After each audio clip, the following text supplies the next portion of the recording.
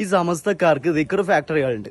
അതിൽ നടക്കിടക്ക് ഓരോ ദിക്റുകളും ദുആകളൊക്കെ ഇങ്ങനെ ലോഞ്ച് ചെയ്തുകൊണ്ടേയിരിക്കും. പുതിയ പുതിയ സാധനങ്ങൾ ഇങ്ങനെ ഇറങ്ങിക്കൊണ്ടേയിരിക്കും. അങ്ങനെ ഇറങ്ങിയ ഒരു സാധനം ഒന്ന് കണ്ടുവെക്ക്. നരകം നമ്മെ തൊട്ട് ഹറാമാകുന്ന 3 കാര്യങ്ങൾ.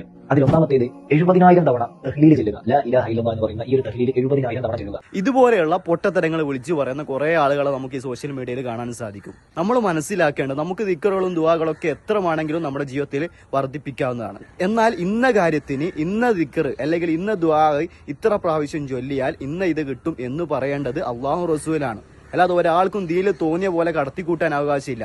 എത്ര തലപ്പത്തിരിക്കുന്ന പണ്ഡിതനാണെങ്കിലും ദീനിൽ ഒരു പുതിയ ദിക്ർ അല്ലെങ്കിൽ പുതിയ ദുആ ഉണ്ടാക്കാൻ ഒരാൾക്കും അവകാശമില്ല. എന്നാൽ ഇന്ന് ചില സംസ്ഥയുടെ പണ്ഡിതന്മാരുടെ അടുക്കലൊക്കെ പോയാൽ എല്ലാത്തിനും ദിക്റും ദുആകൾ ഉണ്ടാവും. ഇന്ന പ്രശ്നത്തിന് പോയാൽ കാല് കടച്ചിലാണെങ്കിൽ ഇന്ന സൂറത്ത് ഇത്ര പ്രാവശ്യം ഓതുക. ഇതൊക്കെ ആരാണ് പഠിപ്പിച്ചത്?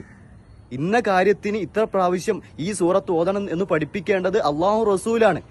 ആകാശത്തുനിന്ന് പ്രവാചകൻ സല്ലല്ലാഹു അലൈഹി വസല്ലമക്ക് വഹി വരണം. അല്ലാത്തതൊന്നും ദീനല്ല. തെളിവില്ലാത്ത എല്ലാ കാര്യങ്ങളും നമ്മൾ ഒഴിവാക്കേണ്ടത്. പ്രത്യേകിച്ച് ഈ സമസ്തയുടെ ഓരോ പൊട്ട ചാനലുകളുണ്ട്. അതൊക്കെ നിങ്ങളൊന്ന് ഒഴിവാക്കി വിടുക. എന്നിട്ട് ഖുർആനിലും ഹദീസിലുമുള്ള കാര്യങ്ങൾ മാത്രം നമ്മൾ പിൻപറ്റുക.